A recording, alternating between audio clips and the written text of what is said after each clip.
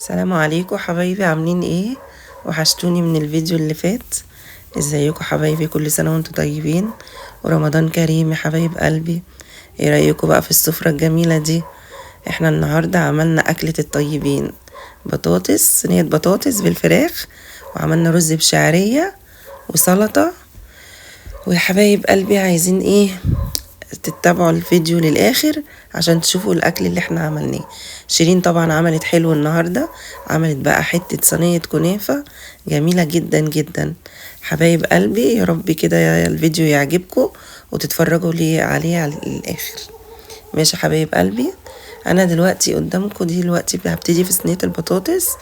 جبت الصينية وقطعت البصل حلقات، وتمسكي البصل وتمرتيه كويس جدا بالملح والفلفل والكمون والتوابل، وبعد كده تحطي فلفل، تكوني مقطعه الطماطم. بس تمسكي بقى الفراخ بالبصل وتمرتيها كويس جدا جدا بالبصل، ومن جوه ومن تحت الجلد ومن كله، تتبلي الفراخ كلها بالبصل. وبعد كده تشيلي الفراخ تحطيها في طبق بره، وتجيبي البطاطس والطماطم وتحطيهم وبرده تدعكي فيهم بالبصل وكده اهو. وبعدين بترصي الصينيه وتحطي على الوش طماطمايه وحبه زيت وفلفل برده تاني يا حبايب قلبي. وبعد كده بتحطيها بقى في الفرن، او عايزه تحطيها من على البوتاجاز فوق. انا عن نفسي بحطها على البوتاجاز من فوق، تاخد السوى الكامل بتاعها، وبعدين بحطها تحت الشوايه. دي شيرين قدامكم وعملت الرز بشعريه، فهي دلوقتي حمرت الرز، حمرت الشعريه وبتوريها لكم حبايب قلبي. وادي الرز حطيته عليها اهو. انا كنت لسه معلش بقى هو المونتاج شويه، في شويه لخبطه كده معلش حبايب قلبي. بس تمام، اديني البطاطس اهي بعملها وبقطع الطماطم، وهنحط البطاطس دلوقتي. ماشي يا حبايب قلبي، ادعكيها كويس جدا جدا جدا. عايزه تاخدي فراخ طعمها حلو وصينيه بطاطس جميله، تمسكي الفراخ يعني تتبليها كويس جدا بالبصل بس. وبعدين بتحطي كل المكونات كلها على بعضها وبتدخليها في الفرن. بس الاحسن انت حطيها من فوق، تاخد السوى الكامل بتاعها، وبعدين تحطيها تحت الشوايه، تسيبها بقى تحمر كلها من كل ناحيه، بتبقى تحفة وجميلة وحلوة جدا. تمام يا حبايب قلبي، انتوا وحشتوني جدا جدا من الفيديو اللي فات. معلش يا حبايب قلبي لسه جديدة بقى، بس انتوا والله وحشتيني وانا بتونس بيكوا جدا. تمام يا حبايب قلبي. بس وهنعمل النهاردة وجبات. فاكرين الفيديو اللي فات كنا عملنا الرز بشعرية وعملنا ستريبس، ففاضي ستريبس معانا، فقلنا نكمل في الفيديو هنعمل برضو ستريبس ورز بشعرية، وهنعمل كام وجبة كده 8 وجبات ولا حاجة وهنوزعهم. ربنا يا رب يجعله في ميزان حسناتكم يا حبايبي وحسناتنا ان شاء الله. البطاطس قدامكم اهو، انا برص الفراخ وبعد كده بقى هخلصها واحطها في الفرن يا حبايب قلبي. بس حبايبي، فاحنا الوجبات دي ممتعة وجميلة جدا جدا، ان انت تعملي حاجة وتطلعيها لله. دي حاجة كويسة جدا، وربنا يا رب يجعلها في ميزان حسناتنا وحسناتكم يا رب. بس احنا خلصنا الصينية هيت وحطينا الطماطم والبصل، وفاكرين الفلفل اللي فرزناه مع بعض، هنجيب شوية وهنحطهم على وش الصينية بس، ورشة زيت وبنحطها. انا هحطها دلوقتي، هحطها من فوق مش هحطها في الفرن، تاخد السوا الكامل، وبعدين افتح الشواية واحطها في الشواية. هي شيرين مش هتسلمي على حبايبك؟ السلام عليكم ورحمة الله وبركاته، يا رب تكونوا كلكم بألف خير. احنا مبسوطين طبعا ان احنا معاكم النهاردة كده في الفيديوهات، ونتمنى كده ان الفيديوهات بتاعتنا تنول اعجابكم وما تزهقوش منها خالص خالص. في اللقطة في الفيديو وانا بحمر الشعرية، انا حمرت الشعرية في معلقتين 3 زيت ومعلقة سمنة، وبعد كده خليت الشعرية تحمر خالص يبقى لونها ذهبي كده، وبعد كده رحت حطيت الرز بس، وحطينا بقى المية تبقى سخنة، وحطينا ملح بس على الرز، ولو في ورق لورا وحطيت عليه كمان ورق لورا، وهنبدأ بقى نحضر. ماما هي بتحضر الوجبات، يعني بقية الستريبس اللي اتبقى معانا من الوجبات اللي فاتت خليناها في التتبيلة زي ما هي، وعملنا نفس الخطوات. ارجعوا للفيديو اللي فات عشان تشوفوا يعني خطوات الستريبس ازاي بيطلع مقرمش، وبيطلع الطبقة اللي هي المقرمشة اللي بره دي بتبقى يعني جميلة جدا، كأنك بالظبط جايباها من محلات بره. بس وعملنا وجبات بسيطة، رز بشعرية والستريبس وحبة طماطم كده وبألف هنا وشفا على اللي ياكل يا رب. ربنا يجعله يا رب في ميزان حسناتك، وتسلم ايدك يا شيرين يا حبيبتي يا رب. تسلمي يا ماما. الله يخليك يا حبيبتي.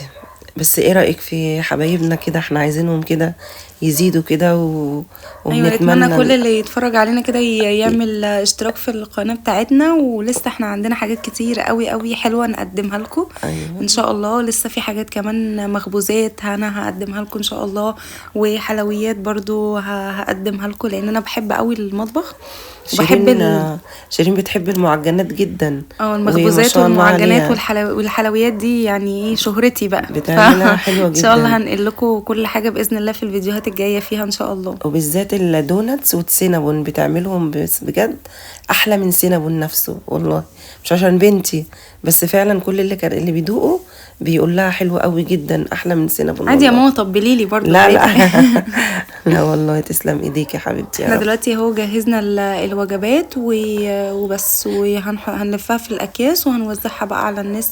يعني يا رب ربنا يتقبل مننا يا جماعه. هي الصدقات بتبقى في السر والعلانيه زي ما ربنا قال، فاكيد في صدقات بتتم في السر، يعني الحمد لله ربنا يا رب يديمها علينا نعمه. وصدقات العلن ديت الناس يعني واحنا بننشرها عشان خاطر تشجيعا ليكم، والناس لما بتشوف مثلا حاجه زي كده بصراحه بتتشجع وبتعمل زيها، فبياخدوا الثواب واحنا بناخد الثواب. والاطعام بصراحه ده رزق من عند ربنا، يعني ونعم بالله. ان ربنا يرزقه يعمل اطعام، يعني ربنا يجعله في ميزان حسناتنا يا رب. طبعا بيزود رزقك وبيبارك في البيت وفي الولاد وفي صحتك وفي عافيتك وفي كل حاجه والله. ربنا يتقبل منا يا رب يا رب يا ماما. دلوقتي بقى هنعمل احلى صينيه كنافه. دي كنافه بالمهلبيه او القشطه الكدابه زي ما بيقولوا. طريقه القشطه الكدابه زي ما انا عملت كده في الفيديو. هحط كوبايتين من اللبن وعليهم 3 معالق من السكر مثلا، ومعلقتين 3 من النشا، بس يعني معلقه تبقى هرميه. تمام. وهخليهم بقى يغلوا على النار، يعني هقلبهم على البارد الاول وبعد كده اخليهم يغلوا على النار على نار متوسطه، ولحد ما تبدا ان هي تعمل بقبقه كده، تطلع بقبقه وتتقل شويه. هطفي على النار واحط معلقه سمنه بلدي، وهحط كيس فانيليا، بس دوت ما ظهرش في الفيديو. كيس فانيليا او كيسين فانيليا على حسب الكميه، ومعلقه سمنه بلدي بتودي القشطه الكدابه في حته تانية بجد. المهلبيه بتبقى تحفه، ريحتها جميله. هنا دلوقتي بقى هنقطع الكنافه، سواء كانت الكنافه ديت لسه جايبينها يعني من عند الكنفاني او متفرزه. انا كنت بصراحه عايزه، يعني انتوا تفصلوا بينا في النقطه دي. انا كنت عايزه ان احنا نطلعها من الفريزر نفرمها في الكبه، بس ماما ما رضيتش، قالت لي لا نخليها كده، فروميها ما بين ايديكي او بالسكينه احلى. أيوة، يعني ماما واختي قالوا لي كده، بس انا بحب ان انا افرمها في الكبه، بحيث ان هي لما اجي نعمل الصينيه واحطها كده واكبسها في الصينيه تطلع الخرطه كده بخرطتها قطعه واحده، بتحسي انك بتاكلي كنافه. فقولوا لنا انتوا بتعملوها ازاي بقى؟ يعني بتضربوها بتفرموها في الكبه ولا بتفرموها كده على ايديكم؟ بس وحطيت بقى معلقتين سكر على الكنافه كده، وحطيت بقى سمنه. انا بحب السمنه بقى البلدي اصلا. أيوة. حلويات الشرقيه روحها السمنه البلدي كمان بالذات. فبس فرقت بقى السمنه والسكر حلوه قوي قوي مع الكنافه جامد. لازم كل الكنافه تتشرب السمنه والسكر دي كويس قوي، وبجد طلعت في الاخر جميله جدا جدا جدا. بالنسبه بقى للشربات بتاع الكنافه، شربات الكنافه بيكون بنحط 1.5 كوبايه سكر وكوبايه ميه، او 2 كوباية سكر وكوبايه ميه ونص ليمونه او عصره ليمونه، ويغلوا على النار. وبعد احسبوا بعد الغليان 10 دقايق. تمام. بعد الغليان ب10 دقايق اطفوا على النار وحطوا كيس فانيليا. الفانيليا يا جماعه ما بتتحطش وتغلي على النار، الفانيليا بتتحط بعد اما نطفي النار خالص. لازم نطفي النار وبعد كده نحط الفانيليا. تمام. ده كان الشربات. والشربات الكنافه بيبقى تقيل وبارد. تمام. تقيل شويه وبارد. طبعا يا حبايب قلبي انتوا طبعا اشطر مننا بكتير. لو حد بيعمل احنا برضو الشربات، اه لان بيبقى ايه، ناس تقول تقيل وبارد، وناس تقول لا ده شربات الكنافه ايوه خفيف، وناس ايوه تقول لا ده شربات الجلاش تقيل وبارد، ناس تقول لا ده خفيف. فدايما الحلويات الشرقيه الشربات بيبقى قصه خلاف ما بين كل الناس. فقولوا لنا برضو انتوا بتعملوا الشربات ازاي ايوه للكنافه طبعا يعني. صح. احنا بنتعلم من بعض يا حبايب قلبي، وكل واحد عنده فكرة بيقولها للتاني، وكلنا بنتعلم من بعضينا. انتوا شاطرين طبعا ما شاء الله عليكم. بس في بنانيت لسه مقبلين على الزواج وكده، فصينية البطاطس هي سهلة كله بيعملها، والرز بشعرية برضو سهل كله بيعمله. فبس ده الكلام ده ممكن لبنوتة جديدة لسه عروسة ممكن تشوفي الفيديو برضو تتعلم منه حاجة. ايوه انا بتعلم منكم برضو. ايوه طبعا. بتعلم منك يا ماما طبعا كل حاجه، ربنا ربنا يخليكي يخليك، لينا يا ماما. تسلمي لي حبيبتي يا رب. دلوقتي بقى هنحط القشطه على الكنافه او المهلبيه، بس لازم تكون بارده او دافيه، ما ينفعش تتحط سخنه من على النار على طول. تمام. وهنقفل بقى صينيه الكنافه بتاعتنا كويس قوي. ونحاول ان احنا نبطط نضغط عليها شويه من فوق عشان القشطه ما تبقاش باينه من على الوش، وعشان الكنافه تمسك كده ببعضها وتبقى الخرطه بخرطتها بالظبط. واحنا اول ما بدأنا الخطوات كلها لازم يكون الفرن مفتوح على اعلى درجه حراره، وهتتحط في الشبكه اللي في النص على درجه حراره 180.